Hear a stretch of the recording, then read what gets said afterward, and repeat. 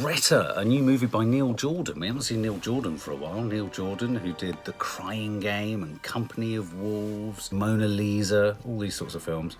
Often worked with Stephen Rea, and Stephen Rea has a curious cameo in this film. So Greta was a trailer that me and Maddie saw. Psychological thriller, verging on psychological horror, starring Chloë Grace Moretz and Isabelle Huppert. Chloë Grace Moretz, not seen her in much. She had a small part at the beginning of Suspiria. She was also recently in The Miseducation of Cameron Post, which I didn't think was a very good film at all. But I think she has a lot of promise. I am a fan of her look. I'm a fan of her, I don't know, the cut of her jib. There's something about Chloë Grace Moretz. I don't know why, but I think she looks remarkably like Leonardo DiCaprio sometimes. Her eyebrows, it's the spread of her face. Anyway, so this is, I would say, workman-like horror thriller revolving around Chloë Grace Moretz's character, who discovers a left-behind bag on the New York subway. And within this bag, there's a number that she phones, and she contacts Greta, goes around to see her. Greta discovers quite quickly, in a sort of grooming fashion, that Chloë Grace Moretz, or her character's called Frances, lost her mother a while back, and so consequently this sort of quite very quickly enmeshed sort of stalkery neediness creeps into their relationship, which is really no relationship yet. It's just an acquaintance, a friendship at most. And gradually, so this film is a sort of gradual ratcheting up of Greta's obsessive pursuit of Chloë Grace Moretz. And you know, this is something we've seen many times in other films. It's very obvious that Neil Jordan's sort of taken some of his inspiration from films like Body Double, Fatal Attraction, A Single White Female, even Basic Instinct. You know, films like that sort of give you that sense of this film. And, you know, there were times where it was quite sort of compelling and quite convincing, and all of the normal tropes were used. But I have to ultimately say that I think this was a very predictable and very pedestrian walk through a stalker type film. I mean, at times it had a sort of ludicrousness to it. I thought, you know, Isabelle Huppert, who I'm a big fan of, at times she seemed a little bit too old. She didn't have the heft to sort of carry through the menace, I thought, and also the violence that she was wanting to mete out. I mean, you know, what springs to mind is a character like Kathy Bates in Misery, where you believed she could do what she was doing. You ran with the sort of internal madness of her mind. I mean, there were a couple of moments, to be fair, where the character of Greta would do things like, as she was toying with killing someone or whilst she was torturing someone, she would dance like a ballet dancer. I mean, there were little moments. There was a moment in certainly I think it's in the trailer, where she goes to Chloë Grace Moretz's place of work in a restaurant, and she suddenly starts to talk in, I think, Austro-Hungarian or Austrian or something, and that was really quite weird, because it was like she was babbling in tongues.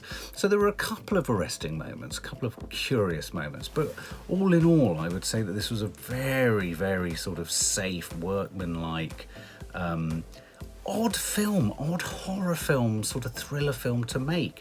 So it then transpires that in the back room, right at the beginning of the film, when Chloë Grace Moretz first goes round to Greta's house, you hear this sound in the downstairs cupboard, and I immediately said to who I was watching the film with, oh, that's obviously she's got someone locked in the cellar. And she absolutely did. And then, of course, eventually Chloë Grace Moretz ends up locked in the cellar too. A couple of notable points about this film. I thought Maika Monroe, who plays Chloë Grace Moretz's flatmate, I thought she was brilliant. I thought she added a real sort of sense of humour, a lightness of touch. I thought she was a cracking little actress. Chloë Grace Moretz, with what she had to work with, I thought she was very good. I mean, it's one of those films that really follows a very sort of well-defined and quite predictable journey of will she, won't she, her flatmate doesn't believe her, then she goes missing. Some very badly drawn moments, for example, where Chloë Grace Moretz suddenly gets a phone call from her father. You get the idea that it's a slightly dysfunctional relationship since the loss of her mother, and you know, those scenes were very much sort of just added in, sort of, you felt like they were rushed, you felt like they were not walked through or given any depth or rigour. So, you know, it was a very two-dimensional relationship between Chloë and her father there, and then you were left with this sort of the main character, Greta, really. And I think, you know, in a sense, Isabelle Huppert really acts her socks off in this, and I can see why she was drawn to it. I mean, she gets to have a lot of fun, and she can be very malicious and very vicious. I mean, there are a couple of scenes which are very powerful. For example, that moment where, you know, in the modern day film, where the phone is such a key part of any sort of drama or horror. And there's that moment where she comes off, I think, her shift at work, and she discovers, you know, text after text after text from Greta. And, you know, so those moments, but those moments, it's very hard to divorce, where those moments are just inherently threatening and uncomfortable and horrific. And, you know, but in showing them, you could show sort of a torrent of texts in any context, and it would be like, oh God, that's a bit worrying. But it wasn't necessarily, the filmmaking wasn't doing anything clever with that. It was just showing you the most basic, using the most basic techniques to show you the most basic examples of terror and intimidation. And then the character of Stephen Rea. Now, I can only believe that Neil Jordan gave Stephen Rea a call up and said, look, mate, I've got a part here. We've got about 3 lines. You have to wander around a flat. You need to look completely bemused, and you need to be passing out, shooting a gun really badly. That's all he did. He had a very small part. It didn't really look like he knew where he was, to be honest, Stephen Rea. And I know they've worked together a lot, but, you know, he didn't. I know Stephen Rea is such a great actor, and he didn't bring anything to his part either. So, and then of course the film ends with you know, Greta ends up capturing Frances, Chloë Grace Moretz's character. She locks her in this back room where her daughter was once locked, and we just, you know, over a period of time, we slowly see Stephen Rea tries to find her and fails, and then her flatmate comes, tries to find her, and then we have that classic situation where she knocks her out once, and then she wakes up again and she knocks her down again. So it's that classic thing of, oh no, she's going to get up again and attack again. So you had all that stuff going on.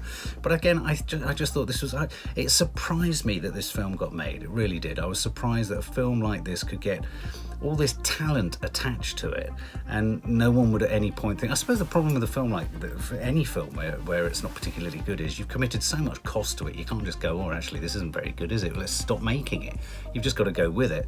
And I just think that was it. I just think this film ran out of steam quite early. It was sort of, you know, it was trying to rinse the very, very essence out of a very, very predictable sense of stalkery drama. Isabelle Huppert has a bit of fun with it. A ballet dancing psychopath poisoning people.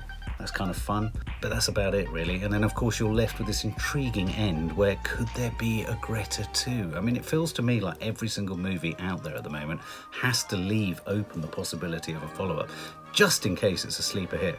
But one thing I can guarantee is Greta will not be a sleeper hit. I mean, really, if there's any sort of virtue to going to see Greta, it's really Isabelle Huppert's relish with sort of dancing around on tiptoe, you know, blank expressions, flickering those eyelids, cracking jokes about Franz Liszt, and playing the piano while sort of banging the piano and pretending to make sure that the sound of someone trapped in the basement isn't really anything to worry about. You could, I mean, I've seen a few reviews that have suggested it's a sort of a B movie, a cracking B movie. I wouldn't say it is. I'd say it really is a sort of, it's very, very predictable and very, very leaden. And Isabelle Huppert is very much the best thing in it.